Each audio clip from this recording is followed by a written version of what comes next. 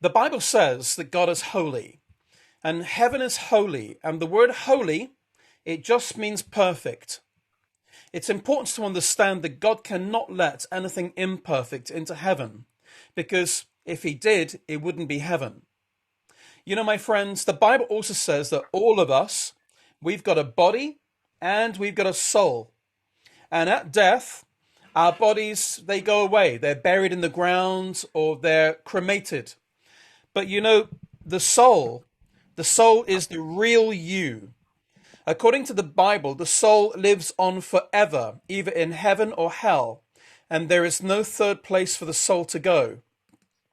Unfortunately, we've got a bit of a problem, because the Bible says if we've broken one of God's laws, so for example, if we've ever lied once, or cheated once, or hated once, just once, then our soul becomes imperfect and we can't go to heaven. Now, do any of you know anybody in Kenya or the world that's never broken God's laws? The answer's no. Neither do I. I don't know anybody in this world that's not broken God's laws. Are you with me? Yes. So here's our problem. All people have broken God's laws, which means that all people have imperfect souls. So if that makes any sense, then think of the logic of this. But when you die, if your soul can go to heaven or hell, and to get to heaven, you need a perfect record, which none of us have, because we've all broken God's laws, then surely that means all of us must be going to hell. Now, people say to me, Tony, that's very harsh. People say to me, Tony, why would a loving God make a place called hell? Surely a loving God, if he existed, would never make a place called hell. Well, let me explain to you why I think God would make a place called hell. I want all of you to think of somebody in this world, in this life, that you love. Now, we live in a harsh world, so I'm sorry to make you think about this, but imagine the person you love is murdered. Boom, they're shot. They catch the murderer, who's brought before a court of law. Look, there he is on the right-hand side. And the murderer pleads guilty. But to your horror, the judge says to him, this is a really bad thing that you've done. But because I'm a loving judge, well, don't worry, I'm going to let you off. Now, I think all of you, you're going to be angry, yes? Yes. But why? You're going to be angry because you know when somebody's broken the law, they've got to be punished. Otherwise, there's no justice. So hell, it's not about love. Hell is about justice. Are you with me? Yes. Let me ask you 3 questions that somebody asked me that helped me understand why a loving God would make a place called hell. Now, I'm really sorry, but in my life, since I've been born, I've told lies in my life. I've told lies for different reasons, so that means I am a liar. Do you agree? Yes.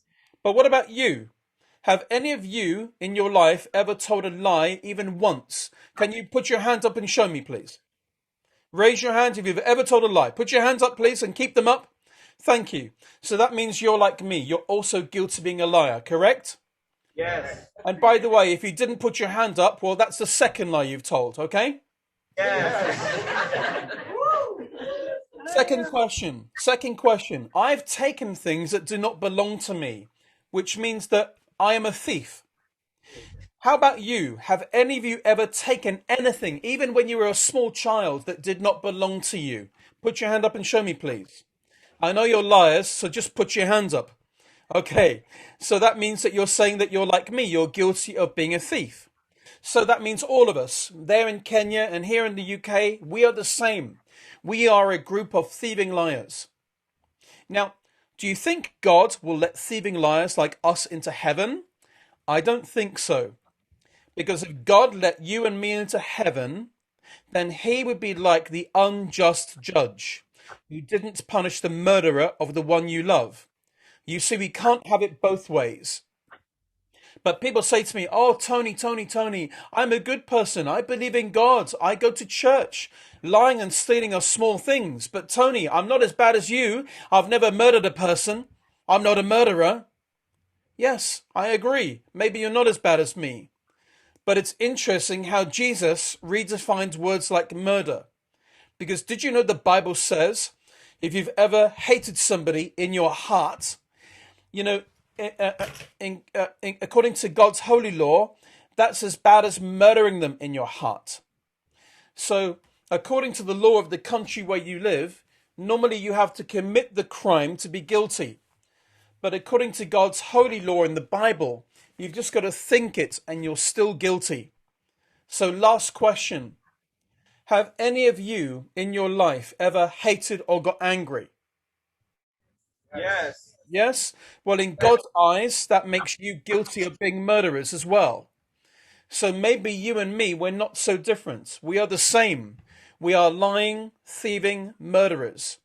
And this is only 3 out of 10 commandments. I mean, don't worry, my brothers and sisters. I'm not going to ask you about the other 7 commandments because we'll all feel guilty today, yes? But this is the bad news of the Bible. The bad news of the Bible is for the sake of justice, there's got to be a place called hell. But the reason why what I want to share with you today is the good news of the Bible. The amazing, fantastic good news.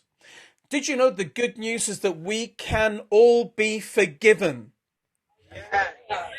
Amen? That's the reason why Jesus, he is my superhero. Let me tell you why Jesus is my superhero. He's my hero for lots of reasons. For example, we are living now in the year 2021. The reason is because Jesus Christ. Jesus split the timeline. BC, AD. Every year we got Christmas, we got Easter. And these are dates in all of our diaries, our calendars, that remind us of Jesus Christ. But what's more amazing than this is the difference between Jesus' soul and ours. Because we are imperfect. Because we've broken God's laws. But the Son of God is so different from you and me because he is completely perfect.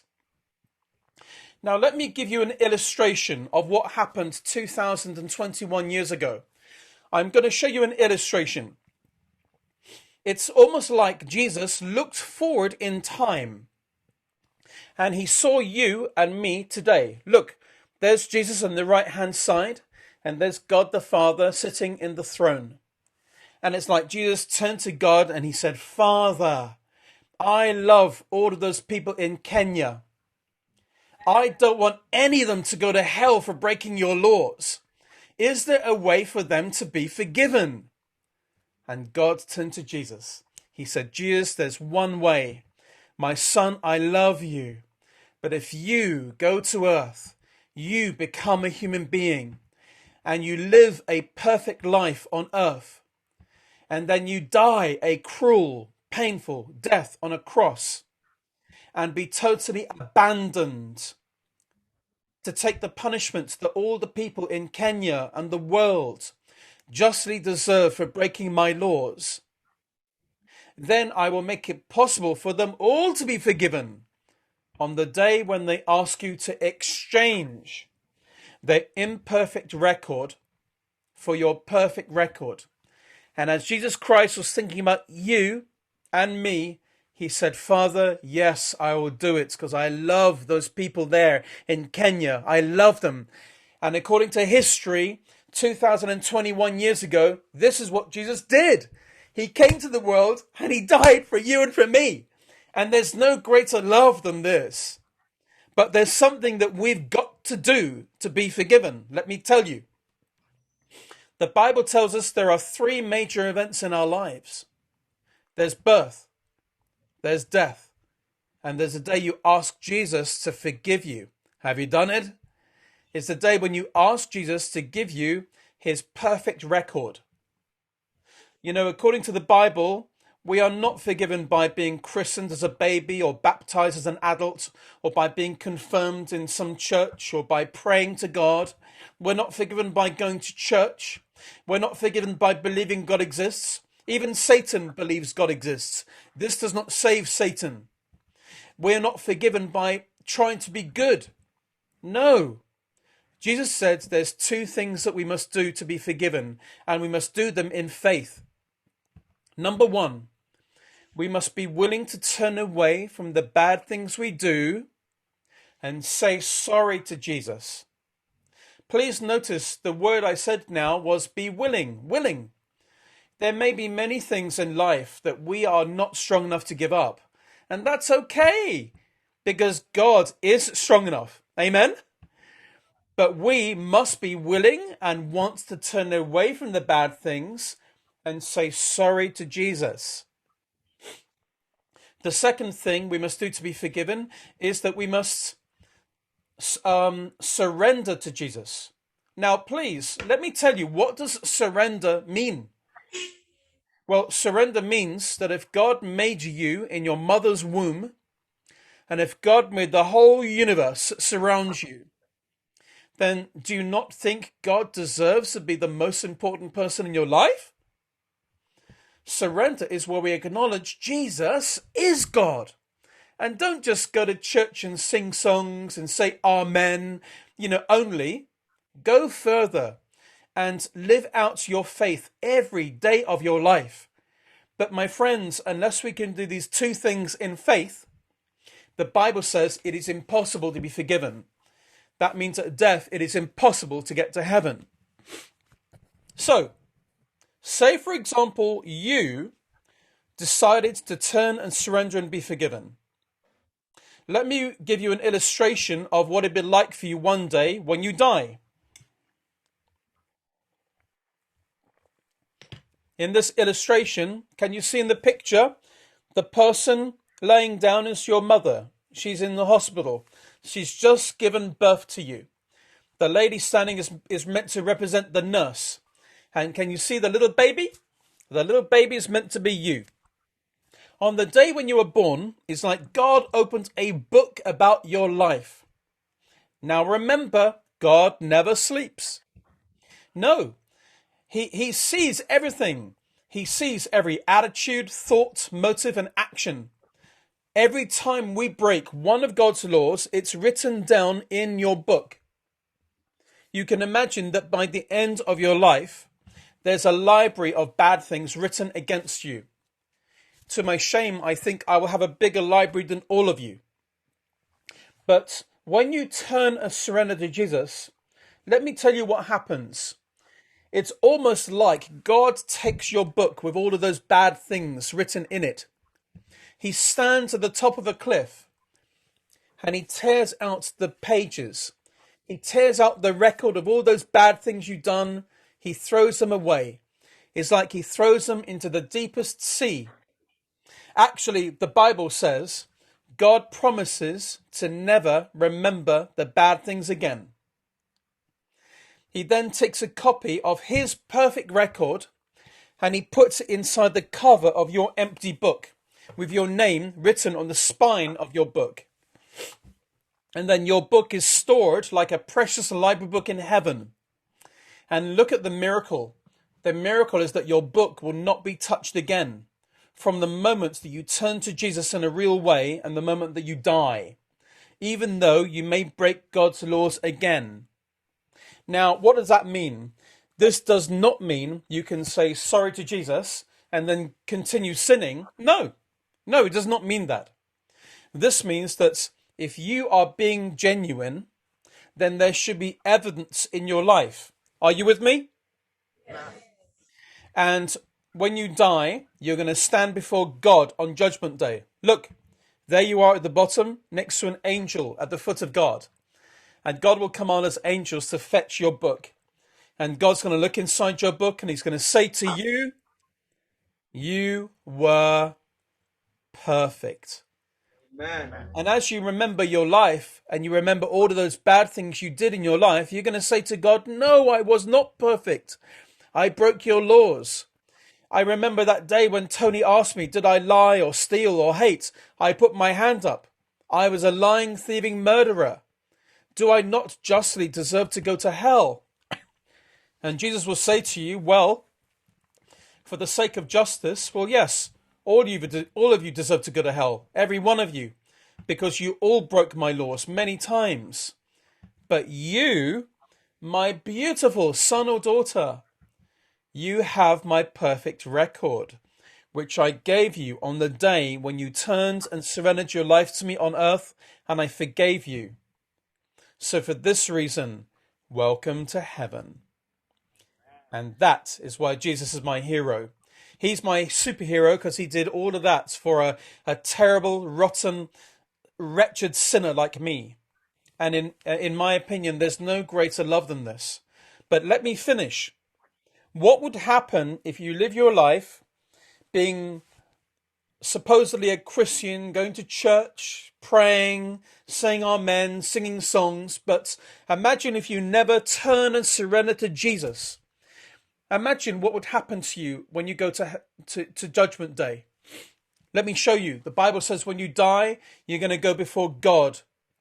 God's going to look at you and he's going to cry. He's going to say, I'm very sorry, people there in Kenya, but I can't let you into heaven. I have to send you to hell because you never turned and surrendered your life to me.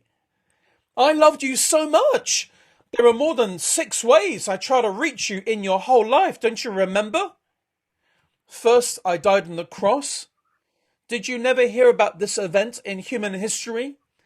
I died on the cross for your sins because I love you. Secondly, I sent Tony to speak to you on that video call. Don't you remember? And he told you this message. Don't say nobody told me because Tony told you that day. Third, there are churches all over the world. Some were good. There were some I was ashamed of. You could have found the good ones to learn about me. 4, I gave you a conscience.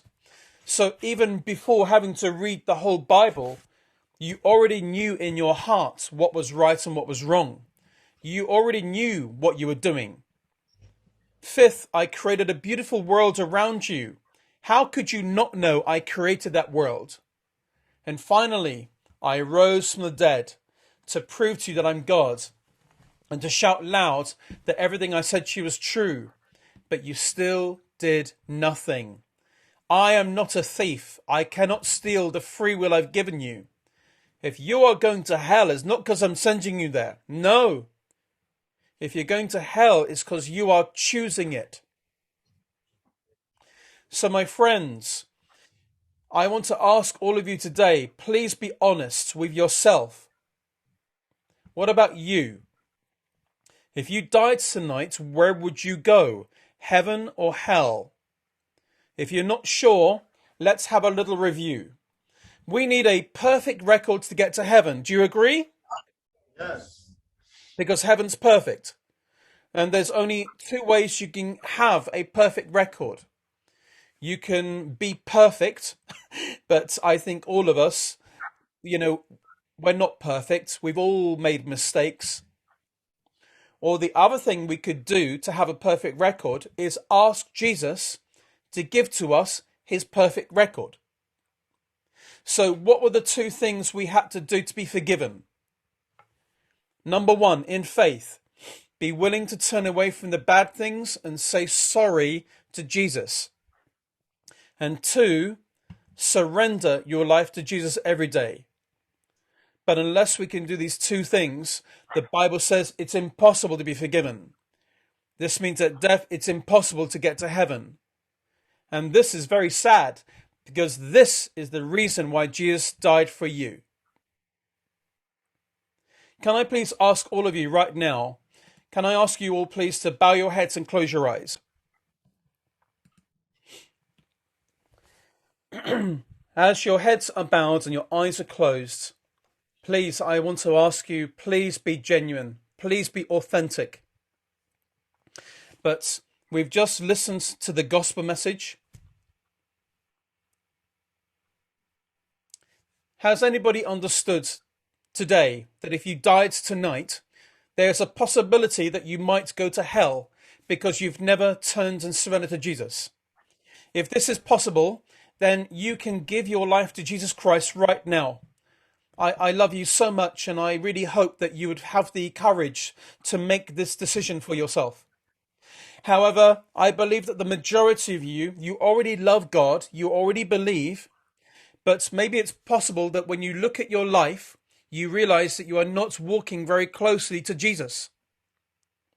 And if this is the case, then maybe it's time that you recommit your life to Jesus. And really, whether you're giving your life to Jesus or recommitting to Jesus, the prayer is the same. We still have to, in faith, turn and surrender to him. So whoever you are, as your eyes are closed, if anybody wants to turn and surrender to Jesus right now, please quietly raise your hand. If anybody wants to recommit, God bless you, God bless you. If anybody wants to recommit your life to Jesus or give your life to Jesus for the first time, raise your hand high, please, high. Bless you, bless you, bless you, bless you. Wonderful, wonderful. Now, keep your hands up. If your hand is up, please stand up. Quickly. And if you still want to make a decision to recommit or to commit, just stand, please. Feel free. If you feel led by the Spirit of God, please stand now. We're just going to pray together. Please repeat these words after me.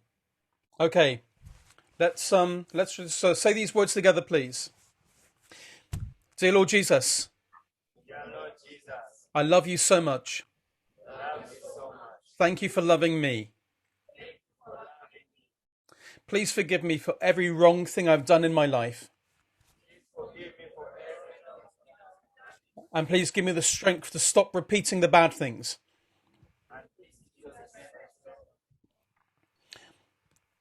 I want to surrender my life to you today and every day. Please be my Savior. Help me to read and obey your word. To pray to you every day. To continue to meet with other believers. And to make known the gospel to the world. We say this prayer in the name of the Lord Jesus Christ. Amen. Amen. Oh, please take a seat. Thank you for those, whoever it was that was rushing around to get the generator sorted out. God bless you. Thank you very much. I know that would have been frantic, but hey, we're back online together. Okay, well, I hope you enjoyed the gospel. Do any of you have any brief questions before we continue?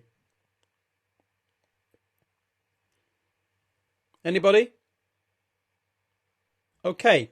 Well, let's continue. What I want to do is I just want to play a quick video for you, just to introduce our organization. I work for the Great Commission Society, and I serve as the CEO of the organization. I hope you enjoy this video. Can I just check? Can you hear this? Countries across 6 continents. Our vision is to equip hundreds. Can you hear that? Yes.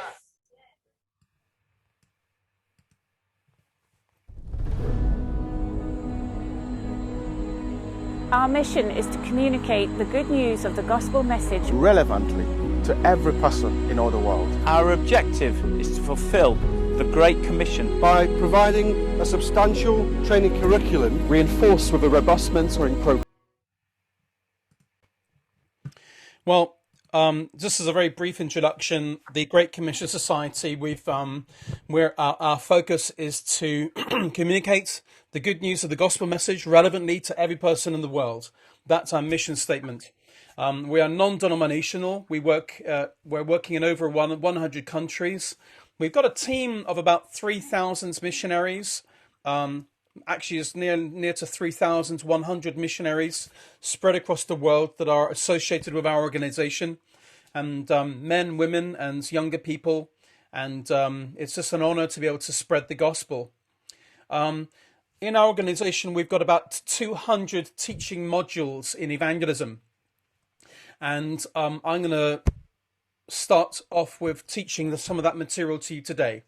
So we're going to dive into our first teaching session, We've covered the most important thing, which is the gospel. And now we can start talking about the details of evangelism, okay? Let me just get my screen sorted out for you.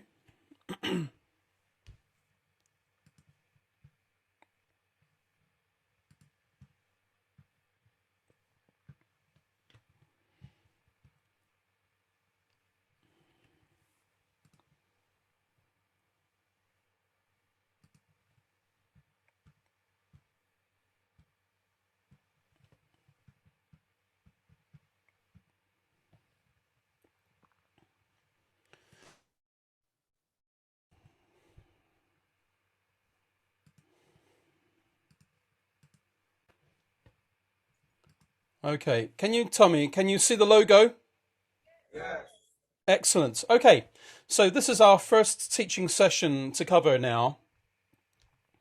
We've just looked at the gospel, and so now we're going to just look a little bit more now into what this is about. We're going to start by talking about the difference between the words, the works, and the effects of the gospel. Words, works, and effects.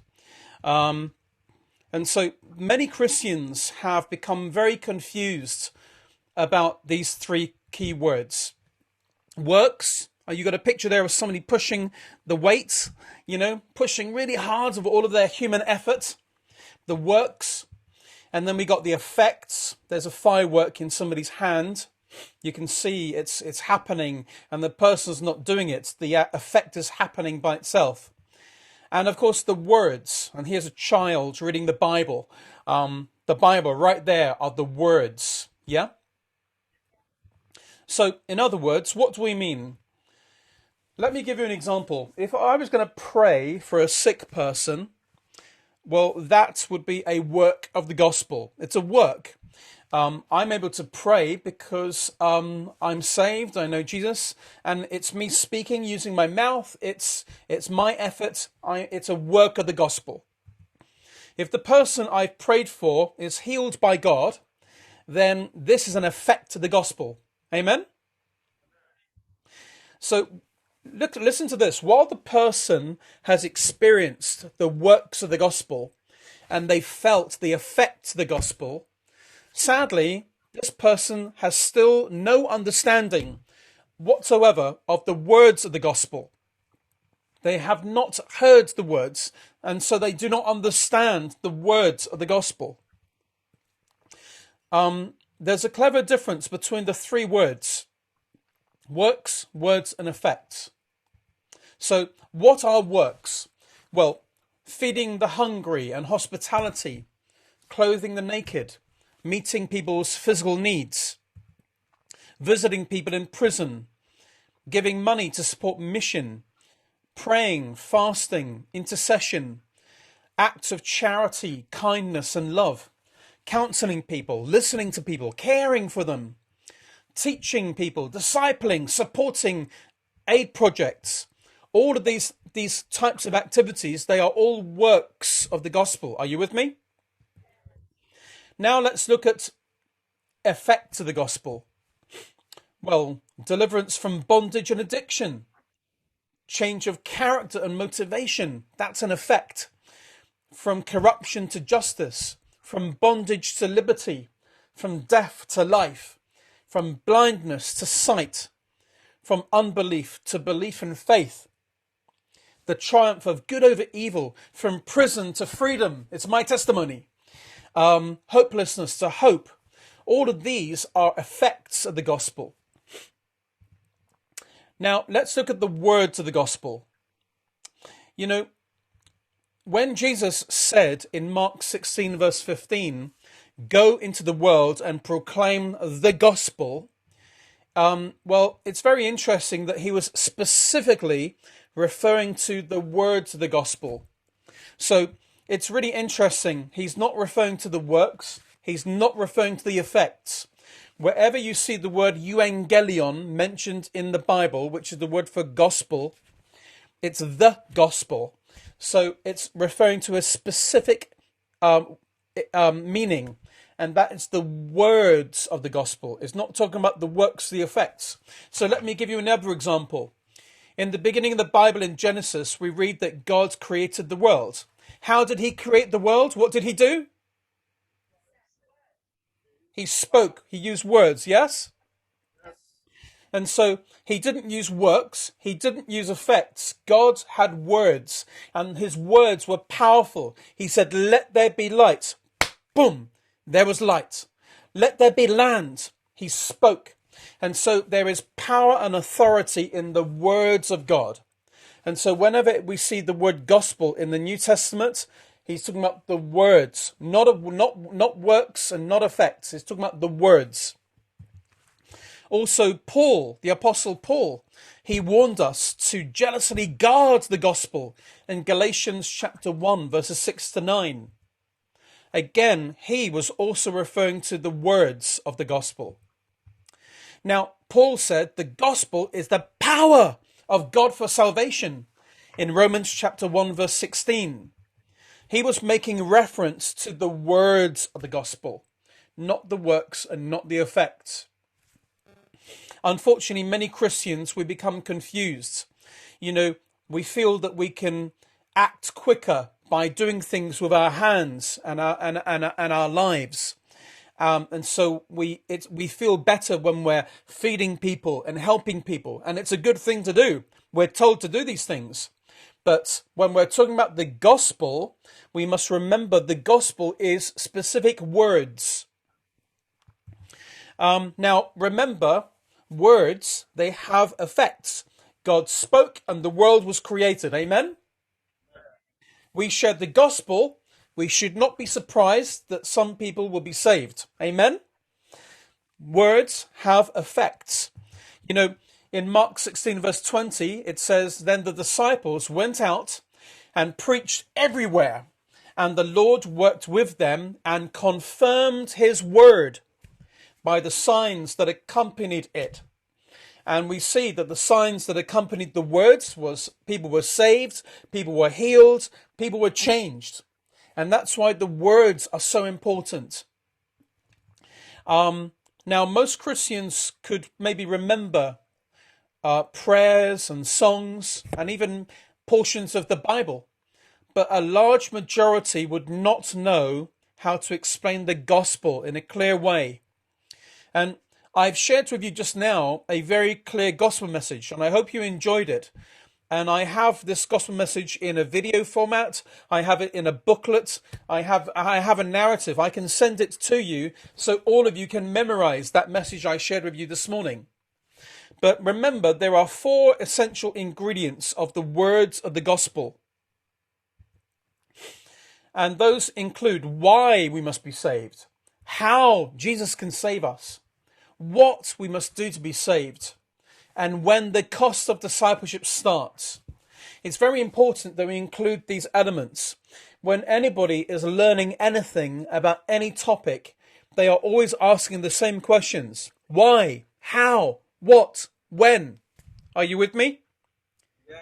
So when we share the gospel, it's very important. We need to be sharing very clear messages. Now, our challenge is that we don't want the works of the gospel. That was a nice ringtone. I like that. The challenge is that we don't want the works of the gospel without the words of the gospel, okay? Because we'll be no different from non-Christians who are already doing good works.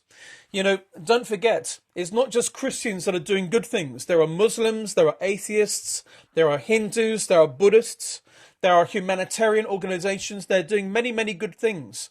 And many of these people do not believe in Jesus. So you don't want the works without the words, okay? Yes. Also, you don't want the words of the gospel without the works.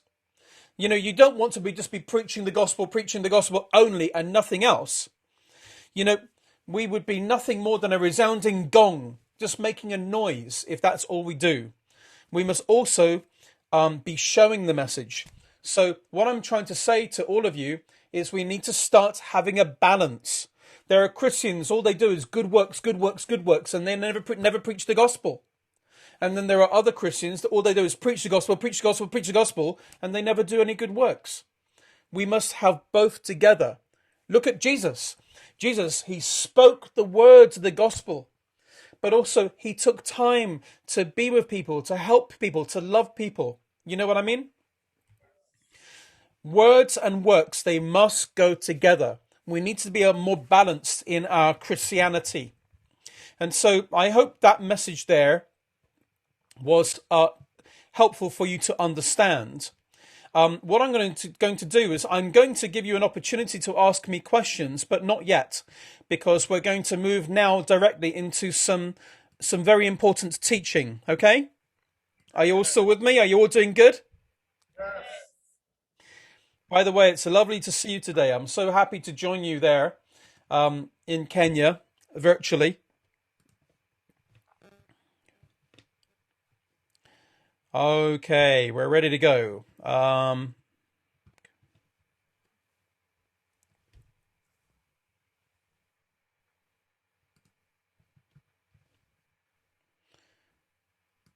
Okie dokie. Let's get going.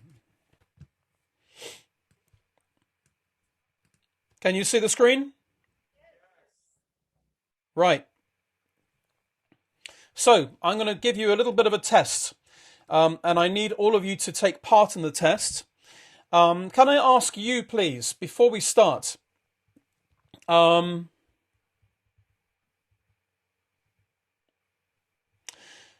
I ask you to give me a definition of evangelism? If I was going to ask you the question, what is evangelism? What's the meaning of it? And you gave me a very simple, short answer only. It must be short. What would your definition be? Can I see your hands? Yes, sir. In the front row. Yeah. It simply means sharing the gospel. I love it. Very nice definition. Thank you. What's your name, my friend? Oscar. Thank you, Oscar. Does anybody else have any other different definitions? Yes, sir. It is to spread the salvation of Jesus, what Jesus came to do. Lovely. Thank you. Anybody else? What's your name, sir? Thomas. Thomas. Yes. Anybody else? Please. I need one or two more. Come on. Somebody at the back, in the middle, on the side. We haven't got much time.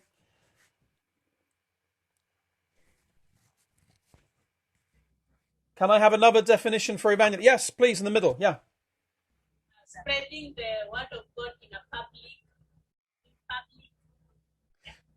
Very nice definition. What's your name? Esther. Esther. Thank you. And let me have one more from somebody, please.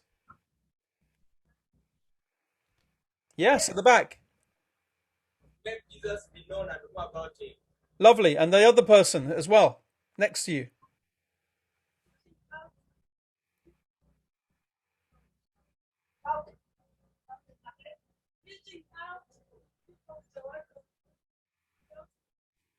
Lovely. Look, thank you. That's very helpful to hear your definitions. So what we're going to do now, I want to also see what else you think evangelism is. So we're going to do this spiritual roads test. Okay? So if you think the items I'm going to show you are evangelism, if you think they're evangelism, put your hand up, okay? Yes. And if your hand does not go up, that means that you do not think it's evangelism.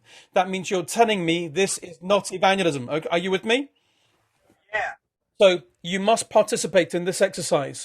And please don't look at anybody else. I want you to vote from the heart. And if you don't understand what these items are, don't worry. I've only got about 14 or 15 questions. So, number 1, is praise and worship singing, is that evangelism? Yes or no? Raise your hand if you think it's evangelism. Thank you. Many of you got your hands up. Okay, second one. Praying for the salvation of the lost, is this evangelism? Yes or no? Let me see your hands. Yes, all of your hands go up. Worship in a church, is this evangelism? Yes or no? Show me your hands if you're going to put your hands up. Okay. Fasting for the lost, is this evangelism? Yes or no? Put your hands up if you think it is. Put them up high, please, so I can see you. Okay, thank you. Food parcel ministries to the lost, giving food to the people that are hungry. Is this evangelism? Yes or no? Hands up. Okay. Number 6, community projects for the lost. It could be any project. Put your hand up if it's evangelism. Okay. Many of you think that's evangelism. Okay. Making friends with non-Christians. Is that evangelism? Yes or no? Many hands. Good. Thank you. Counseling a non-Christian. It could be for anything. Is this evangelism? Yes or no? All of your hands are going up. Okay. Giving a basic testimony where you're sharing just a basic testimony. Is this evangelism? Yes or no? Okay. Thank you for taking part, because this is helping me understand what you think evangelism is. Modeling a godly life before non-Christians. Is this evangelism? Okay. Demonstrating love and grace. Is this evangelism? Show me your hands. Good. Number 12. A non-Christian person experiencing a miraculous answer to prayer. Is that evangelism? Yes or no? Yep. Most people's hands are going up.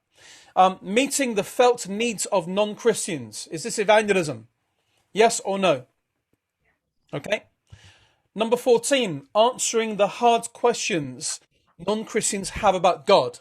Is that evangelism? Yes or no? Apologetics. Okay. And number 15. Any activity that draws someone closer to the point of conversion. Is that evangelism? Yes or no? Yes, most of your hands go up. And I've got one last one for you. Winning souls. Is that evangelism? Yes or no? Let me see your hands. Higher. Higher. Higher. Thank you. Okay, well, I'm sorry to break the news to you, my friends, but none of those items are evangelism. None of them. Not one single item is evangelism. Maybe they're similar, maybe they're connected, but they are not in themselves evangelism. Are you with me? Now, in this teaching session, I'm going to explain to you the reason why. And the mistake that all of you made, it's the same mistake that Christians make across the world. I've been in Bible colleges with Bible college directors, with church pastors, with evangelists, and I've asked the same questions. And nearly all of them have made the same mistakes. Many of you gave some very good answers in the beginning. And I think that most of you have a feel for what evangelism means. But you see, you must not underestimate Satan. Satan is wanting to stop you evangelizing. And so he's going to try to change the meaning of the word evangelism. And so you might say that evangelism is spreading the gospel, but then the devil will come and add to this definition. He'll say it's spreading the gospel and feeding people and sharing testimonies. But now we are changing the meaning of the Bible word. So let me explain to you what I mean. Are you still with me? What is evangelism?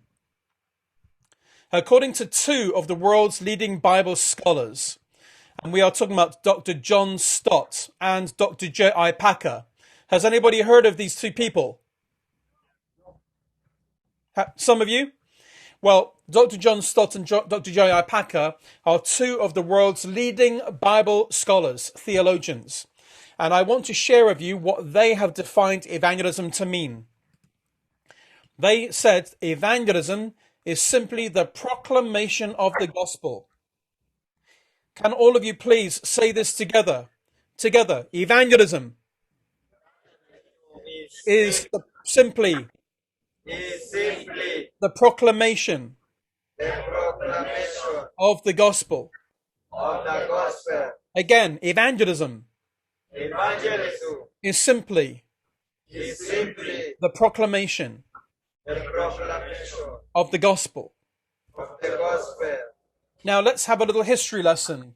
The evangelist was originally just a runner. That's all the evangelist was, a messenger. and he would be carrying the good news of a military victory. So there will be the field where they'll have the war, and the army have now won the war. And so they're going to ask the evangelist, the messenger, to take the scroll that you can see it in his hand. And on the scroll was the news, the good news. We've won the war. And the messenger, the evangelist, would run to the king, somebody like Caesar. And he would go on his knee. He'll unroll the scroll and he will announce the victory to Caesar. He would say, Emperor Caesar, we have won the war. And remember, the message on the scroll, that was called the Evangel. The Evangel was actually the news itself. And the messenger was the evangelist. The action of announcing the military victory to the ruler was called evangelism. So actually, evangelism is not that complicated. If you translate the original Greek word, euangelion, it simply means the proclamation of the gospel, nothing else. It does not mean the proclamation of the gospel and sharing testimonies. It does not mean that evangelism is the proclamation of the gospel and feeding the homeless. No. The simple translation from the Greek word from the Bible is evangelism is the proclamation of the gospel. Amen? It's very important that you remember that, because the devil would like you to change this definition. Now, in the Bible, in the book of Ephesians chapter 4, verses 11 and 12, it teaches us that there are some people in the church. They have what is understood as the gift of evangelism. Can I ask some of you, please, do any of you believe that God has gifted you to be an evangelist? Can you raise your hand and show me? Anybody? Yes, this is fantastic. I'm so happy to see this. I've been called to be an evangelist, and I'm happy that some of you have as well.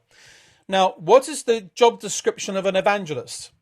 Well, in Ephesians chapter 4, it says this. It was he who gave some to be prophets, some to be evangelists, some to be pastors and teachers, to prepare God's people for works of service, so that the body of Christ may be built up. And I think these Bible verses, they are very helpful because they give you the job description of the evangelist. You see, the evangelist is not just somebody who shares the gospel. The evangelist is the person who also is equipping other believers to do evangelism. As it says there in the Bible verse, to prepare God's people for works of service. And so I want to encourage those of you that put your hand up, if you believe that you're called to be an evangelist. I'm so happy to hear this. And I want to encourage you and challenge you, share the gospel on a regular basis, but also teach other people. Encourage them, challenge them, help them. Now, how would we prepare God's people for works of service? Well, there are two things that we need to be doing: reaching and teaching. Reaching and teaching. If you're an evangelist, then you need to be reaching non-Christians with the gospel yourself on a regular basis. I could not teach you about evangelism today unless I am regularly sharing the gospel every day. Are you with me? Yes. Because if I'm teaching you about evangelism and I'm not sharing the gospel, then I am a hypocrite and I have no authority to teach you. But also, if you're an evangelist, you also need to be teaching Christians who do not have the gift how they can proclaim the gospel. Because this is the job description God's giving you. He's giving you a passion to share the gospel. Now you've got to teach people, train them, equip them. Because one day you're going to die. And when you're dead, you will not be able to use your mouth in the world. However, if you train other people, then you are extending your voice. And you can reach more people by training other people. And that's why what we are doing today is very good, because now we are extending our voice so that more of us understand this teaching. Now, who else believes that evangelism is the proclamation of the gospel? Because I told you about two pastors, theologians, but I want you to know that these are only two out of hundreds of theologians. Back in 1974 in Switzerland, there was the Lausanne Conference. And the Lausanne Conference was attended by hundreds of theologians of the highest rank. If any of you have ever gone to Bible college, then your teaching would have been prepared by some of these people here. And the reason why they met was to agree one more time, what is evangelism? Because they discovered that in the church, Satan's very busy trying to change the definitions because the devil's trying to stop evangelism. And I want to share with you some of the points that they agreed. 5 statements. And I want you to listen to them, please, because I think they are important for you today. Number 1, they agreed that to evangelize is to spread the good news. They use the word spread, not proclaim, because many people, they misunderstand the Bible. Yes, Matthew 28 verse 19 says, go into the world and make disciples of all nations. Mark 16:15 says, go into the world and proclaim the gospel. However, many Christians, they hear the word proclaim and they think, well, I'm not very good at speaking, so I will not do evangelism. And this is a big mistake. They included the word spread because they wanted to also include literature, gospel tracts and booklets where the gospel is written. So, for example, here is an example of one of these booklets, and the gospel is on there. This is the message I shared with you this morning. And they included giving out gospel tracts because they did not want to restrict evangelism to the spoken word, because also it includes the written word. So, for example, if there's a deaf person in the world who's not a Christian, they will never hear you speaking the gospel. Are you with me? And so maybe you need to use literature to spread the gospel, or you could use Braille, or you could use typing or sign language. And also, if you as a Christian, maybe you're mute and you can't speak, this does not mean you cannot be involved in evangelism. You could be using literature. Are you with me? Yes. And so it's very important, and I want to encourage you. Many Christians, they don't do evangelism because they feel fear. They feel that they're not very good at speaking or explaining, and so they don't do evangelism anymore. But there are many exciting ways of sharing the gospel. For example, I don't know if you can see what I have here. This looks like an American dollar bill, yes? Yes. Well, it's not real. This one here is a gospel tract. And we use these, and it looks like that. And we drop them on the floor, or we give them to people. And people pick it up, and it says, don't be fooled. Jesus is the real thing. And on the other side, there's a gospel message. This is a great way to spread the gospel. The second point they agreed is that our Christian presence is indispensable to evangelism. What were they saying? Well, they were trying to say that if you're a Christian, then you are part of the Great Commission. If you are a Christian, then you've got the Holy Spirit living inside you. You are God's mouth. You are God's hands. You're God's feet and legs. And it's very important that you are involved in evangelism. When Jesus said, go into the world and proclaim the gospel, he was commanding all Christians. Thirdly, evangelism, it is the proclamation of the historical biblical Christ as Saviour and Lord. The reason why the theologians came up with this agreement is because many Christians, they've changed the gospel. They change the message. They make it soft and weak. Now many Christians, they say, hey, Jesus loves you. And they think that that's the gospel. But it's not. Jesus loves you is a nice message, but that's not the gospel. It's not the full message. We need to explain the historical biblical Christ. Amen? The fourth thing they agreed was that we are called by God to identify ourselves with the Lord's new community. You know, we are told to believe and be baptized. We are told to, when we give our life to Jesus, that we go through the waters of baptism and that we begin discipleship.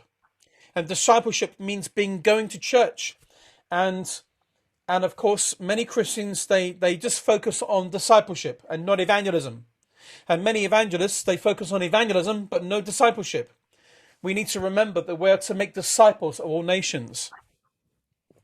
And the fifth and final point, the results. Please listen carefully now. This is very important. The results of evangelism include obedience to Christ, incorporation into the church, and responsible service as part of the Great Commission.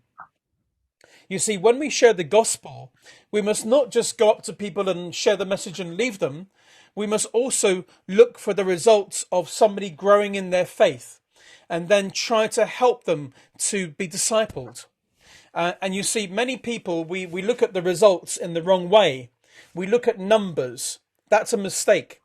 We need to look at the quality of the gospel that we are sharing. And we're going to talk more about that today. Anyway, these are 5 points agreed in Lausanne in 1974. In the year 2000, this, we believe, conference was held. Again, 229 of the world's leading Bible scholars. And they agreed 3 points. Very quickly, let me tell you what they are. Sorry, are you all with me still? Okay. Number one, they agreed we are commanded to proclaim the gospel to all living persons. If you look, they are focusing on the word proclaim. In 1974, they used the word spread. I think the important point to take from this is that we need to be spreading and proclaiming together. It's very important, but we are commanded to do this. Many Christians, they believe this is an option to consider, but it's not. It is a command to obey. Second point they agreed is that discipleship is the next vital step in the Great Commission. Unfortunately, there are many evangelists in the world, and we have about 3,000 that work with our organization. And many of them find it very difficult to operate with churches because many churches, they don't like evangelism. Many churches do not support evangelism. And so the big mistake is that many evangelists, they go and do evangelism anyway, and they leave church behind. And I think that Satan must be very happy when that happens, because Satan wants to separate us and divide us. God wants evangelism and discipleship to work together. We need to help lead people to Jesus by sharing the gospel, and then we need to be working with the church to be discipling new believers. Are you with me? Yes. The third point, and please listen very carefully now. I really want you to pay attention to point number 3. I want you to look at it, I want you to read it, and I want you to listen to me. They agreed Christian activities can only be called evangelism if the gospel has been proclaimed. You see, earlier, you put your hands up to many of those items you were thinking they're evangelism. Well, they're close, but they're not evangelism. All of these activities, you can only call them evangelism if the gospel appears in them. So, for example, sharing a testimony, well, that's not evangelism. Sharing the testimony is sharing a testimony. Sharing the gospel is the gospel. In the book of Revelation, it says, by the words of their testimonies and by the blood of the Lamb is the devil defeated. And so, testimony is testimony, the gospel is the gospel.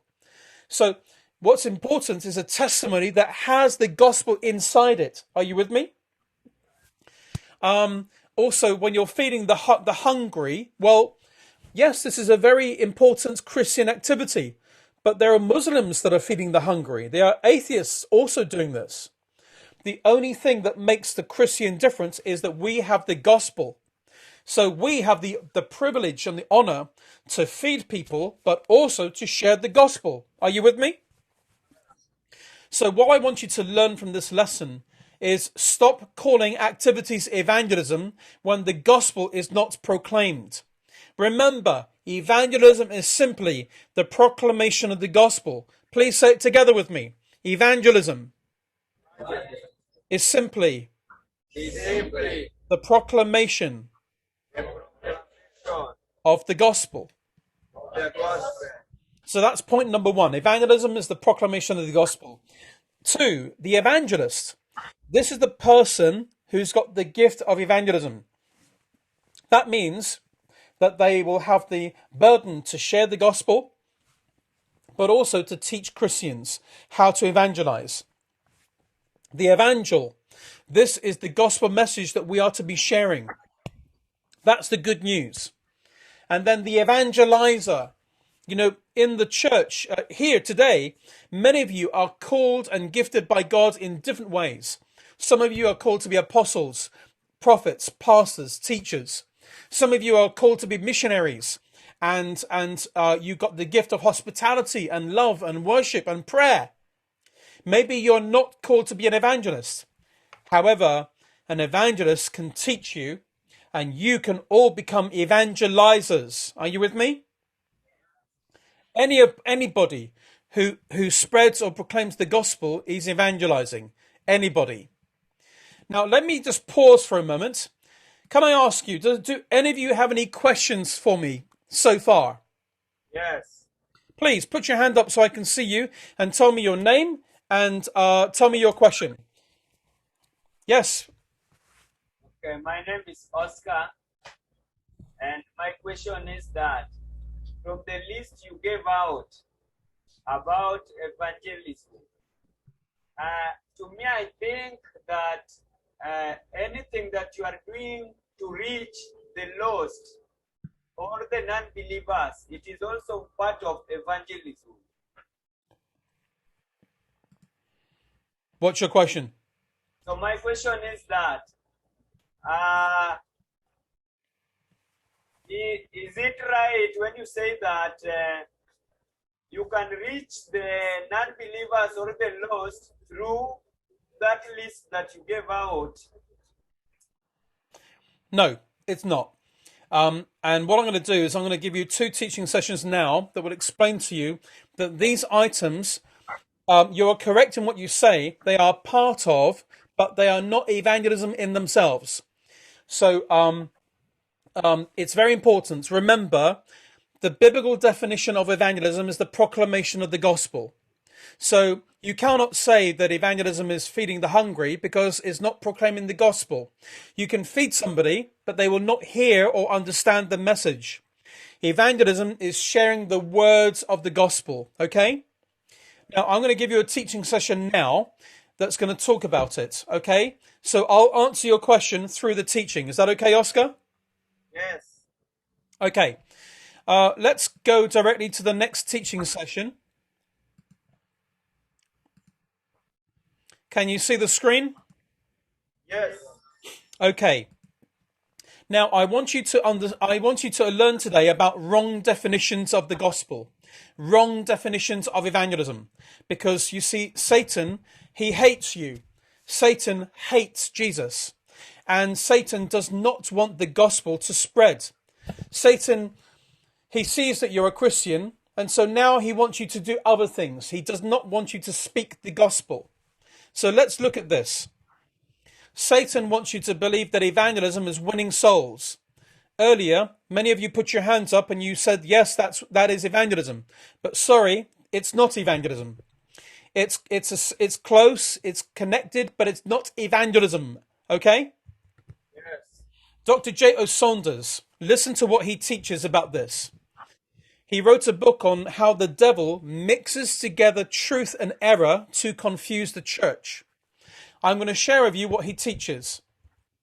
He says that Satan's strategy is to include enough truth in his teaching to make error appear credible and palatable. So much seems good and true that the injection of error is not obvious. The devil is ingenious, he says, because Satan employs orthodox biblical language and he gives the old words new and heterodox content. And to achieve this end, Satan will quote or he will misquote scripture as best suits his purposes. And this is especially true in theological circles where theological double talk confuses the issue. You know, sometimes when you listen to theologians teaching, sometimes the teaching can be so confusing and we end up with different denominations that are disagreeing. Are you with me? Yes. Well, Do all of you remember in the Bible the parable of the wheat and the tares? Yes, well, in this parable, it speaks about Satan's ability to sow weeds into the field, to sow weeds into our theology. In this picture, you can see a field of wheat, but you can see the one weed that's growing here. Now, in the Bible, you remember that the workers in the field, they were working in the field and they saw that there were these weeds, the tares. And they ran back to the owner of the field and they said, "Sir, did you not sow good seed in your field?" And he said, "Yes." And they said, "Well, how are there weeds and tares in it?" And he said to them, "An enemy has done this. An enemy's done this." And the workers, they were saying to the owner of the field, "Do you want us to go there to tear away the weeds?" And he said, "No, because maybe you will tear out the good ones by mistake. Wait until they're fully grown and you can tell the difference between the weeds and the wheat." Yes? Well, those 16 items I shared with you earlier, they sound similar to evangelism, but they're not evangelism. And you see, when you are taking a biblical word and you are defining it, you're not trying to come up with a similar definition. You want to have an accurate definition. And when you accurately translate the word euangelion, it means the proclamation of the gospel. It does not mean feeding the hungry. It does not mean giving a testimony. It does not mean praying. It does not mean fasting. It means proclaiming the gospel. Now, all of these items, they're all very good things. Don't stop doing them. All of those items are good. Amen? But stop calling them evangelism. Because when you're doing that, you are giving a biblical word a new definition, and that's not right. Now, I want to explain to you why evangelism is not winning souls. There are 5 reasons. If you continue to speak about winning souls being evangelism, very often people believe that evangelism is winning souls. And this is a mistake for 5 reasons. Number 1, failure. The failure of not seeing results. This is very interesting because actually, imagine today, you go into your village, your town, and you find a non-Christian and you share the gospel.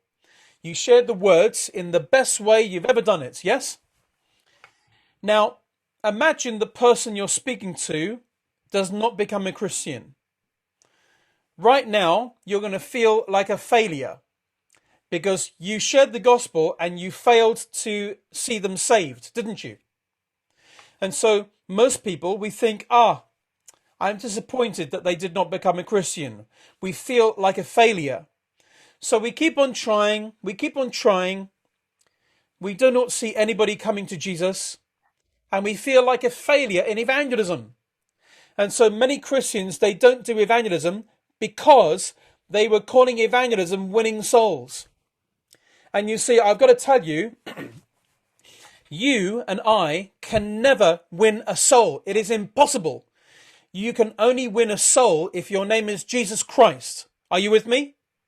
Yes. Only Jesus can win a soul. Only Jesus. Our job in the Bible, Jesus said, go into the world and proclaim the gospel. He didn't say go into the world and win souls because he knew that we can't. Only he can do that. He specifically said in Mark 16:15, go into the world and proclaim the gospel. And I want to say to you, when you proclaim the gospel, really what you're doing is you're sowing a seed and you're letting God be the savior. And when you are evangelizing, it is impossible to fail at evangelism. If you're sharing the gospel, it is impossible to fail.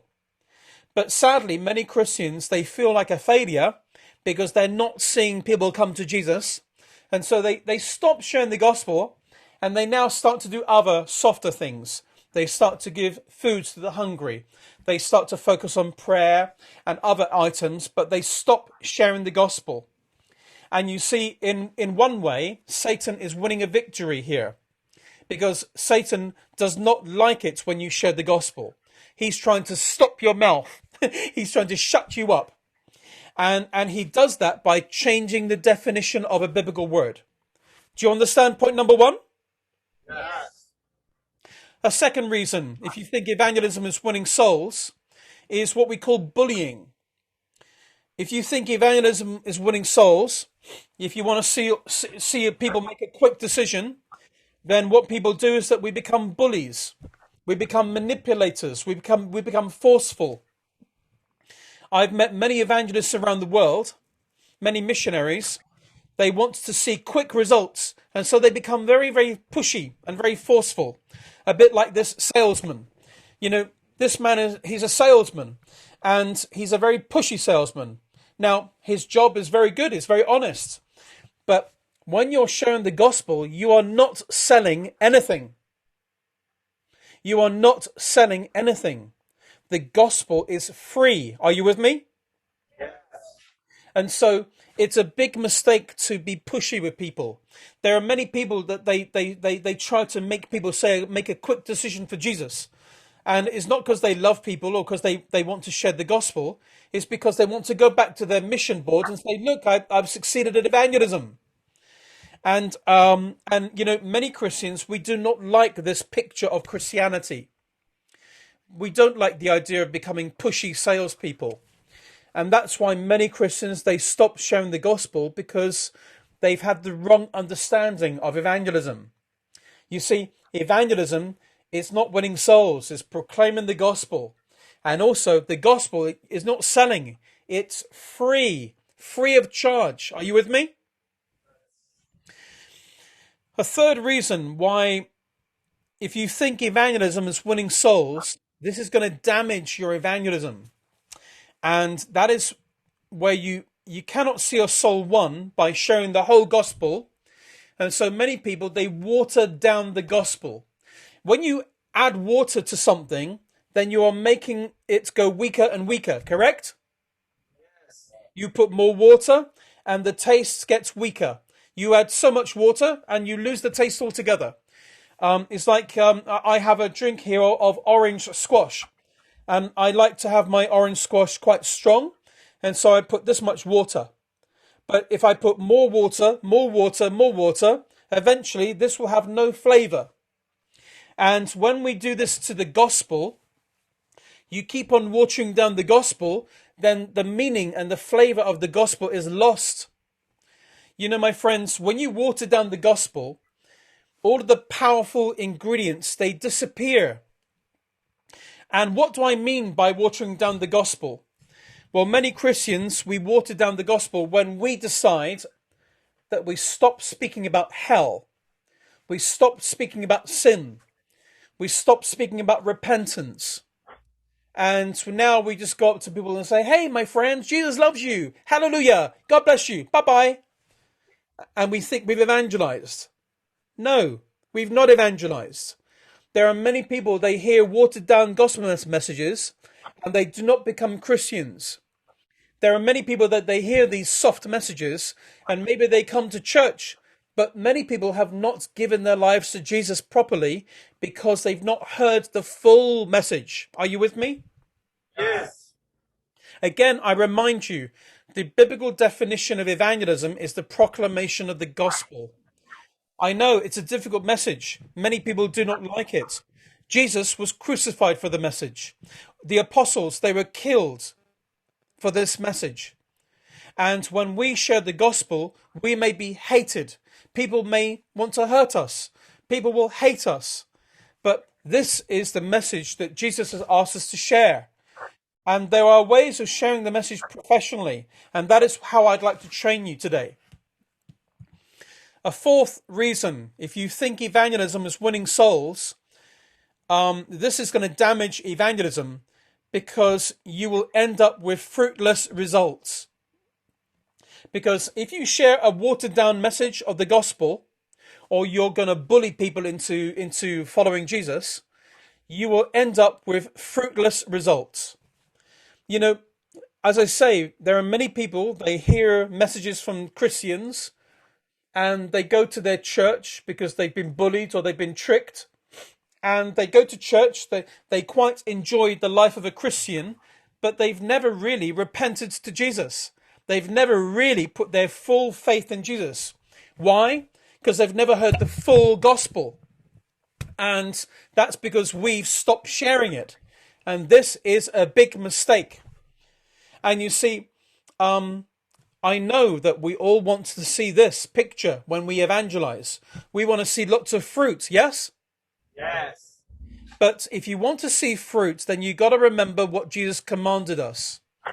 In John chapter 15, verse 4, he said, "Remain in me, and I will remain in you.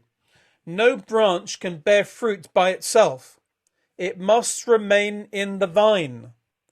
Neither can you bear fruit unless you remain in me." My friends, if you want to be successful in evangelism, then start preaching the gospel. Start being part of the vine. Start being part of Jesus. Start focusing on God's word. Stop looking at the fruit. Start focusing on the root. The root, the vine. Focus on Jesus. Focus on his words. Focus on his command. Focus on the gospel. And if you share the gospel faithfully every day, then you will see fruit. But you're not going to see fruits by bullying people or by watering down the message. Are you with me? Yes. A fifth reason, if you think evangelism is winning souls, it's caused many Christian leaders to rule out very good methods of evangelism because some methods did not yield immediate fruit. Some methods of evangelism do not provide immediate fruit, and so many Christians, we stop using those methods. For example, these gospel tracts, we put out millions of these every year. We do not see many results because these are seeds. You know, if you take an apple, you open the apple, you can count the seeds in one apple, yes? Yes. But you cannot count the number of apples in one seed. If you plant the seed in the ground and a tree grows, it'll be impossible to count the number of apples that grow from all of the seeds. And so I want you to remember that when you focus on immediate fruit, then it's a big mistake, because if you think that a soul is won every time you share the gospel, then you are making a big misunderstanding of what Jesus taught. In the Gospel of Mark, chapter 4, verses 26 to 29, Jesus taught us the parable of the growing seed. And very quickly, I'm going to read to you from Mark chapter... actually, can somebody find Mark chapter 4, verses 26 to 29? And can you stand up and read it, please? Who's got it from me?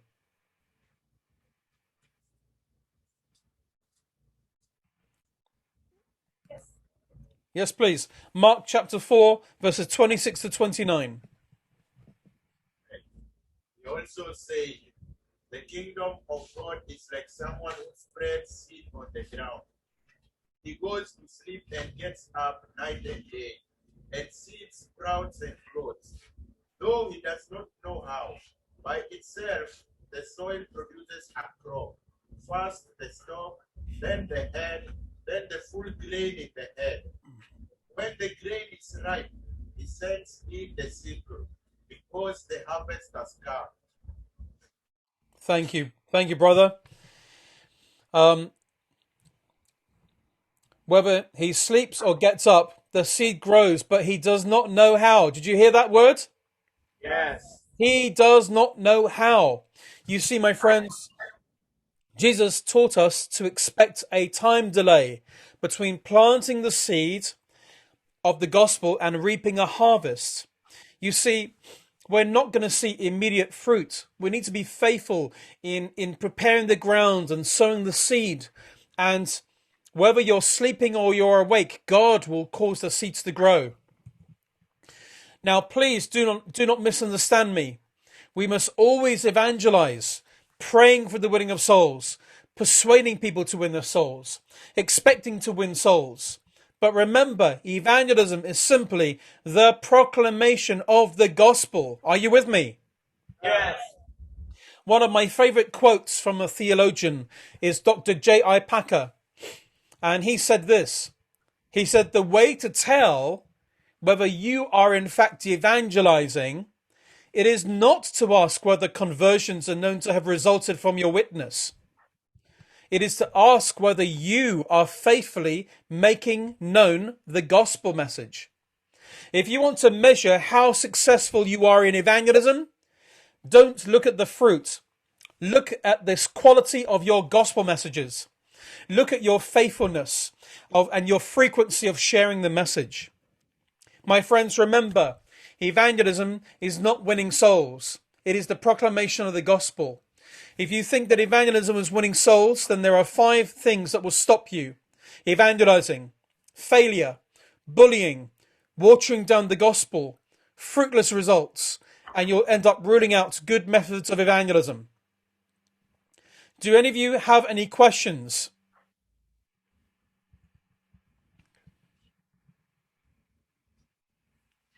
Do you all understand? Do you all agree?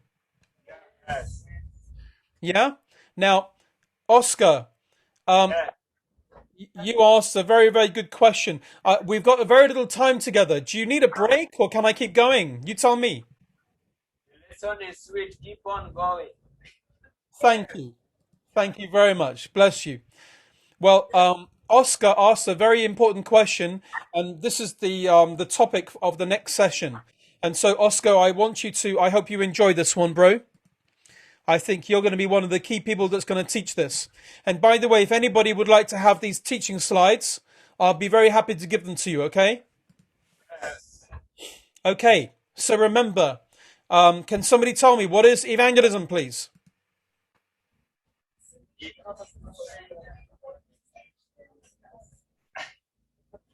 Again, yes, Oscar. It's simply the proclamation of the gospel. I love you, brother. I love your definition of evangelism. Excellent. Okay, right. Well, let's look at the next one.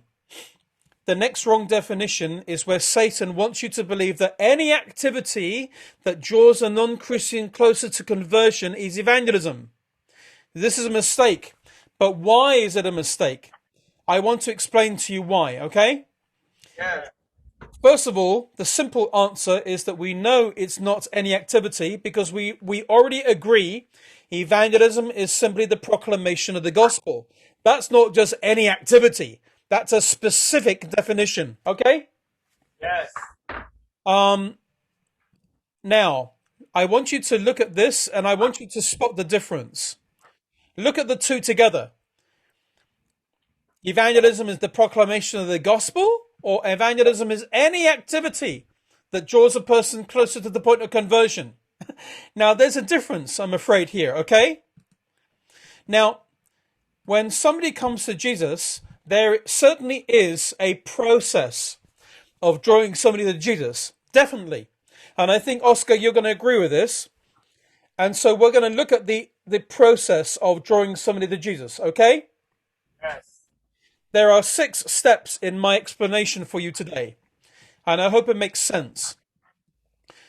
The step number 1, if you're going to go to your fields and you want to if you're going to go to your ground and you want to grow something, number 1, you got to plow the ground. Are you with me?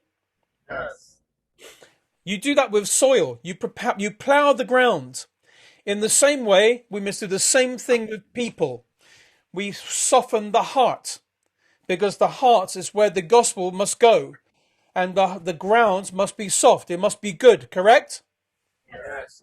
Okay, so how do we do that? Well, here are a list of examples of how we plow the ground. Prayer and intercession, praise and worship, fasting, good works, community projects, making friends of non-Christians, counseling people, sharing testimonies. Do you remember earlier you put your hand up to these items? Yes? Do you remember earlier you put your hand up to these items? Can you hear me? So please remember, the first step when you want to grow anything, you've got to plow the ground. And you know from the Bible that sometimes there's ground that's good soil, bad soil, rocky soil, thorny soil. There are some places where there's lots of birds that will take away your seeds. So if you're going to prepare the soil to be ready for the seed, you need to plow the ground, correct? Yes. So if you are preparing people's hearts, then what you're doing is you're going to be praying, praise and worship, fasting, good works, community projects, making friends of non-Christians, counseling people, sharing testimonies. You're going to be modeling a godly life, being kind and loving, the word of God. Do you remember earlier I asked you what's evangelism, and you put your hands up to all of these things, yes? Yes. Well, you were wrong, but you were also nearly right, because these items, this is plowing the ground. This is not sowing the seed.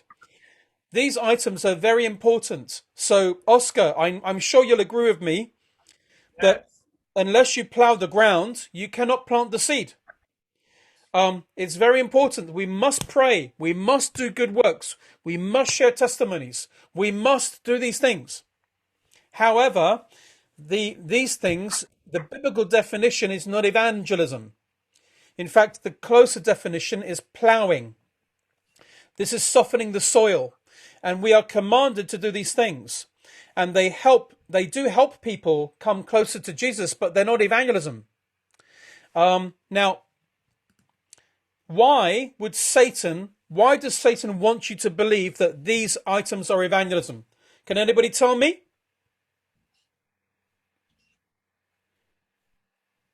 Why would Satan be happy for you to believe that you're evangelizing by just doing these things only? Yes, brother. Because they are good deeds. They are good works. Yes, but they're not bad. But why would Satan be happy about that?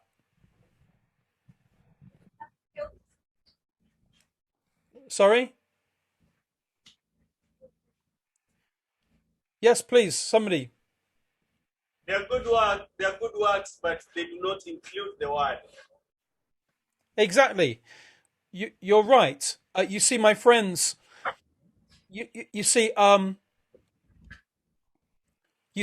if we think we're evangelizing by doing these things, then we are not going to go further to share the gospel, because we think that we are already evangelizing, but we're not. And when I speak to Christians and we suggest that they start sharing the gospel, they look at me like I'm stupid and they say, good for you. We're already sharing the gospel. Are you with me? Yeah. And it's crazy. There are many Christians, they really believe they're evangelizing, but they're not. They are just softening the soil. They're just plowing the ground only. And they never go further to sow the seed of the gospel.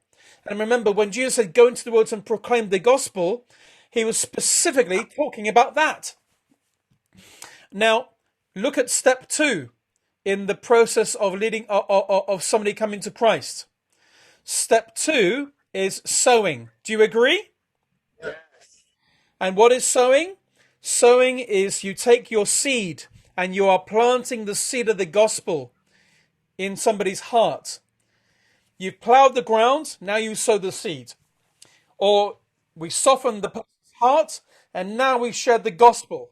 This is the ideal method. And remember, in 1 Corinthians chapter 3, verse 6, the Apostle Paul said, I planted the seed, Apollos watered it, but who made it grow? God. Who made it grow? God. Who made it grow? God. Amen. You got to remember that. You know, we can sow the seeds, we can water the seed, but only God makes the seed grow. Are you with me? Yes. That's why you need to remember this verse. It's not winning souls. It's the proclamation of the gospel. Now we've plowed the ground. We've sowed the seed. Now look at the third step. If you want to help the seeds to grow, You need to put some water, yes? Yes. And you are, by doing this, you are providing conditions favorable for the seed to grow. So how do you do this with a person? With a person that you've softened their heart, you've shared the gospel, well, you continue to do these things. You continue to pray. You continue to worship and fast and do good works and community projects, and you be friends with the non-Christians. Share testimonies and be kind. You continue because you continue the plowing activities. This is like watering. You are making the conditions favorable for the seeds to grow. Amen? Because if you do not water the seed, then maybe the birds will come to steal it, or maybe the thorns will strangle it, or maybe the rocks will stop it. You see, you need to work in the fields. You need to work in people's souls. And so we've plowed the ground, we've sowed the seed, we've watered the seed. What comes next? Growing. Step number 4 is growing. And only God can make the seed grow. How do we know this? It says in John chapter 6, verse 65, no one can come to me unless it has been granted him from the Father. Only God can make a seed grow. In John chapter 16, verse 8, Jesus says, I will send the Holy Spirit into the world to convict the world of guilt in regard to sin and of righteousness and judgment. Amen? Amen. So listen to me, brothers and sisters. Oscar, my brothers, my sisters out there, remember, when you share the gospel and the person has not become a Christian, do not be discouraged, because you have done your job. Now we must pray that God would save them. Now we must pray that God would make the seed grow. Amen? Amen. If you're sharing the gospel, then you are doing a successful job. And after the growing, step 5 is harvesting. And earlier, when you were reading the Bible verse, the brother there earlier, the power of the growing seed. Went first the stalk, and then the head, and then the full kernel, and then he takes a sickle to it and he harvests it. And what is harvesting? Harvesting is when new believers are added to the body of Christ. Now, let us understand, how does harvesting happen? Well, number 1, harvesting can occur in 2 ways. There are 2 ways harvesting can happen. First of all, God can give people dreams and visions. There are some parts of the world where there are no Christian people for hundreds of kilometers. There are no Christians. And yet Jesus is still sovereignly harvesting souls. And he does this by giving people dreams and visions. Isn't that amazing? And but there's a second way. The second way is where we as Christians, after we share the gospel, we can invite people to become followers of Jesus. And the people that say yes, they are harvested into the body of Christ. Amen? And after harvesting, we have the final 6th step. And that is called threshing. If you can see in the picture, they've taken the harvest and now it goes into a machine and they are cleaning it. Yes? Yes. So threshing, I think the biblical equivalent word is discipleship. You know, when somebody is harvested, now they begin the discipleship journey where they are learning, they're growing, they're changing, and they are being conformed into the likeness of Jesus. In Matthew 28, verses 16 to 20, it says, make disciples of all nations, teaching them to obey everything I've commanded you. My friends, we are commanded to make disciples. Now, going back to what Oscar was talking to me about earlier, please look at all these 6 steps. All of the things that you put your hands up to today, they are all good. All of them are mission, okay? Yes. Okay, but remember, only step 2 is evangelism. Only step 2. Why? Because evangelism is defined as the proclamation of the gospel. That means you are proclaiming the seed. You are planting the seed. And so sowing is evangelism. All of the steps, if you are involved in any of the steps here, then you are certainly involved in very good mission. But remember, only step 2 is evangelism. Also remember, earlier we read from Ephesians chapter 4 about the 5-fold ministry gifts given to the church. You remember? Apostles, prophets, pastors, teachers, and evangelists. Well, these gifts will focus on one or more of these steps. Take a look. Please, I want you to remember, step number 4, only God can make a seed grow. Do you agree? Yes. The evangelist focuses on sowing the seed of the gospel and harvesting. You share the gospel and then you invite people to become followers of Jesus. This is the evangelist gift. And the gift of apostleship, teaching, pastoring, and prophecy. It focuses on plowing the ground, watering the seed, and threshing, which is discipleship. These are very long and important tasks. All of the steps are mission, but only step 2 is evangelism. Are you with me? Yes. So, to go back to the question that was asked earlier, are all activities evangelism? Well, no, they're not. It's only that one step that is evangelism. Okay? Yes. Now, please look at this image here.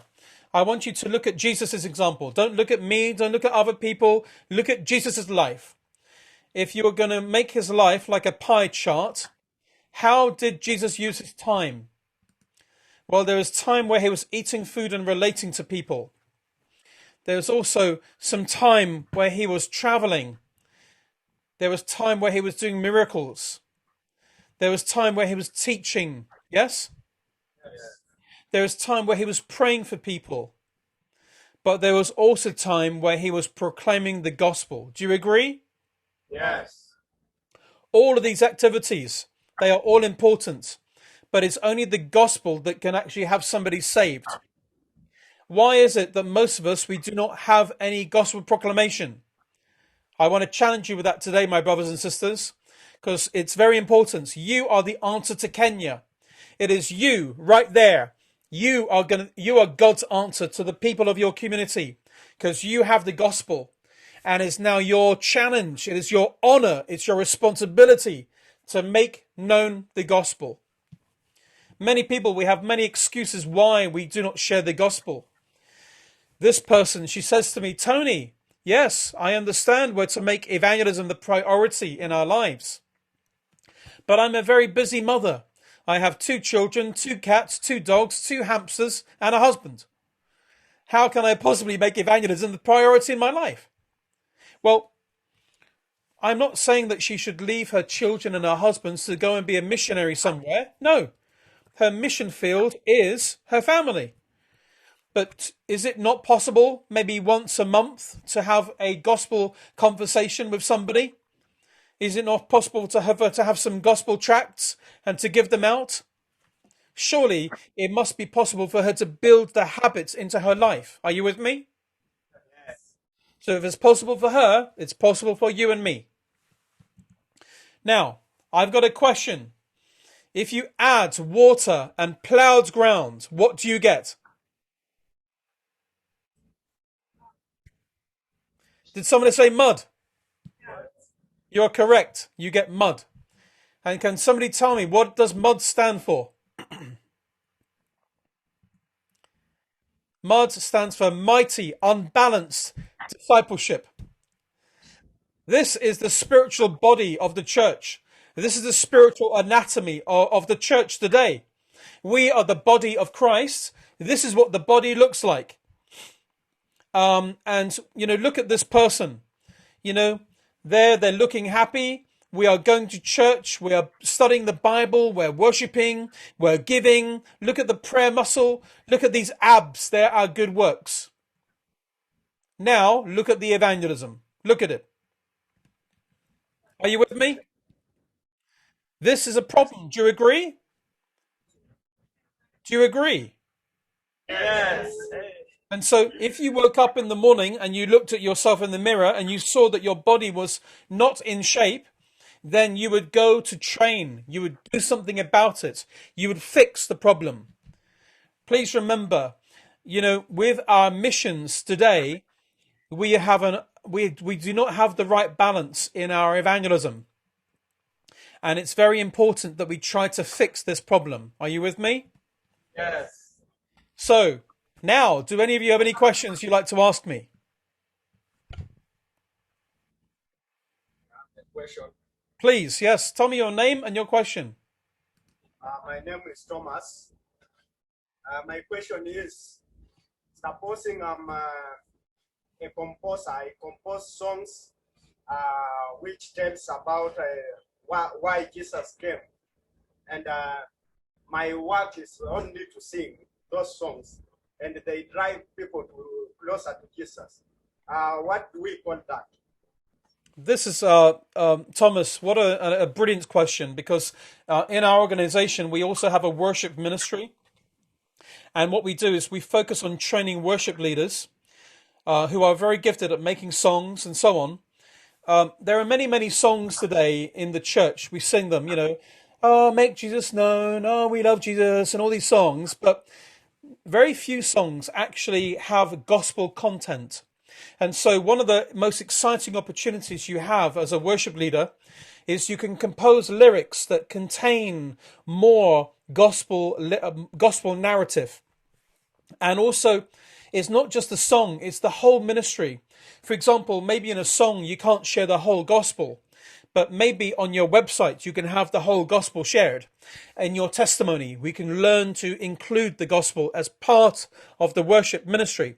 So if you're, for example, a composer, then this is how God's gifted you. It's a mighty gift. But I wonder if we can help you and challenge you to include gospel lyrics. Are you with me? Yes. And so we've got a very large music ministry. We work. I've got one of my fellow directors is called Eric from Ghana, and he lives in the UK, and he drives this ministry, and we are focusing on training worship leaders and how to include the gospel more. Maybe if you can't put the gospel in the song, maybe you can put it in your conversation as you're talking, you see? Or you can use literature or use it in your lyrics. Any other questions?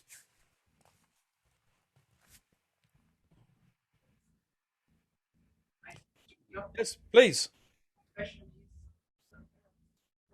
My question is, like, if you write like letters, send to people, is that the gospel about Jesus, all the effects of Jesus? Okay, I cannot hear you very clearly. Maybe you need to come forward, or can somebody repeat the question from the front? Like, let me repeat the question. He's asking that if you write letters so that you can reach out to people with those letters, is it a gospel? I still can't hear it, sorry. If I do what? If you write out letters Yes, to reach out to people, yes, is it part of the gospel? definitely. Well, no, hold on. The question, let me correct the question. So, you're asking if you can write the gospel, and is that evangelism? Yes? Yeah. Definitely. You can write the gospel, you can speak the gospel, you can type the gospel.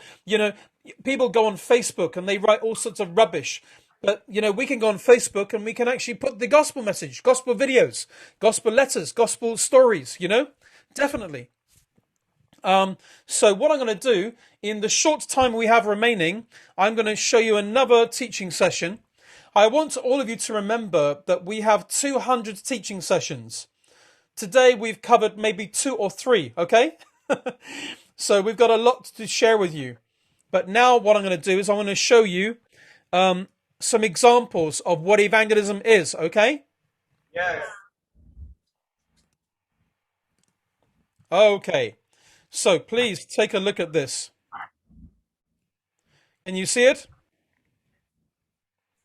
Can you see the screen? Yes.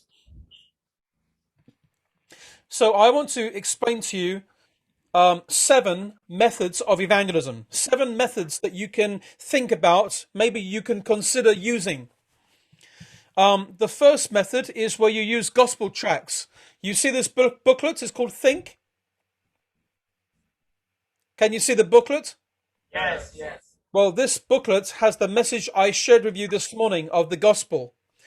And you can use gospel tracts. They are printed, written things. And if you want, you can write them yourself. And this approach is discreet. Nobody sees you doing it.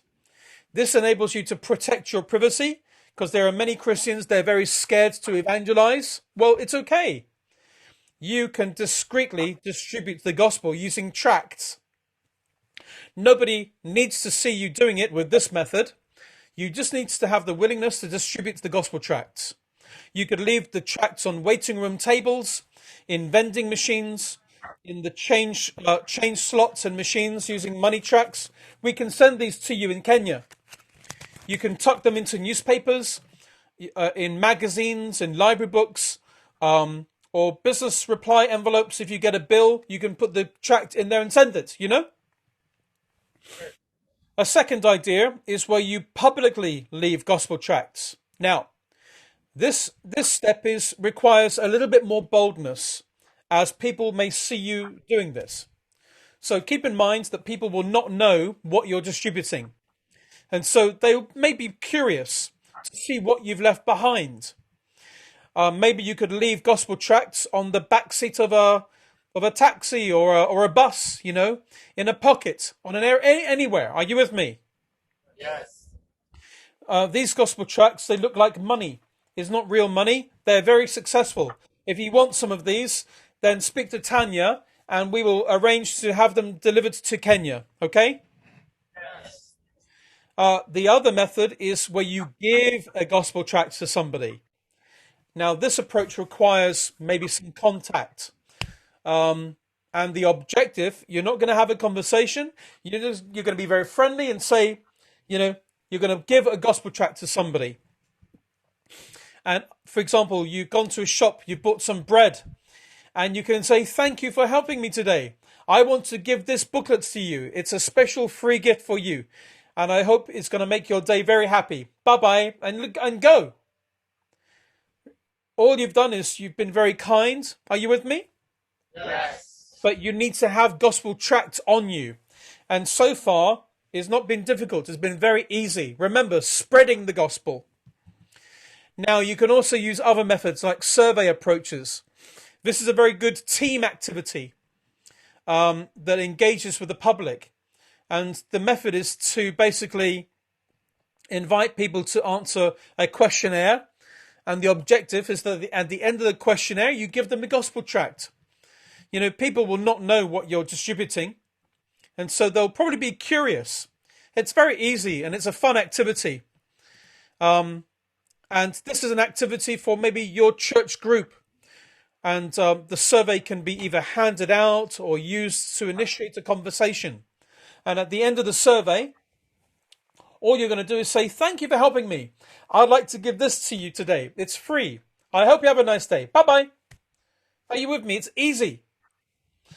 A fifth approach is to use these booklets. We use these booklets. They're called Heaven. And in the booklet, we teach people how to use this. And you're going to take this and the words are there. All you need to do is read them. If you remember today, the Bible says that God is holy and heaven's holy, and the word holy means perfect. You know, it's all in this booklet. And you can go up to strangers on the street and you can say, excuse me, can you help me? I just want to have 10 minutes of your time, please. And if they say yes, then you go through. You're going to tell them the story. I want to tell you, my friend, today, what is a Christian? And this is a wonderful way to share the gospel. We've shared this with hundreds of thousands of people. And at the end, you finish off by leading them through a prayer of salvation. But again, if you are too fearful or anxious or scared to do this, then don't do it. Do number 1 or 2 or 3. Are you with me? Yes. A sixth idea.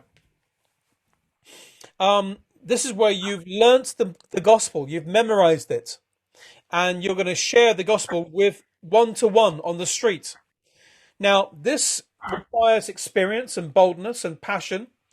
You need to have a clear understanding of the gospel and be confident in conversation. Practice makes perfect, okay? And top conversation tips. Listen first. Remember and use people's names. Did you notice today? Oscar has told me his name. I have made sure I've remembered Oscar's name. It's very important. Are you with me? When you meet non-Christians, remember their names so you can go away and pray for them. Let other people talk. Let them talk. It's very important that they speak and ask questions. And focus on making other people feel important and emphasize similarities and explain the gospel with clarity and love. And a seventh option is to share the gospel with groups. Of course, to do this, you need to have boldness and experience, practice. You need to memorize the message. You need to learn some top presentation skills. Learn how to hook the audience at the beginning. Show up to your audience to give, not to take. Engage eye contact. Remember people's names. Be authentic. Speak clearly. Explain the gospel with clarity and stick to time.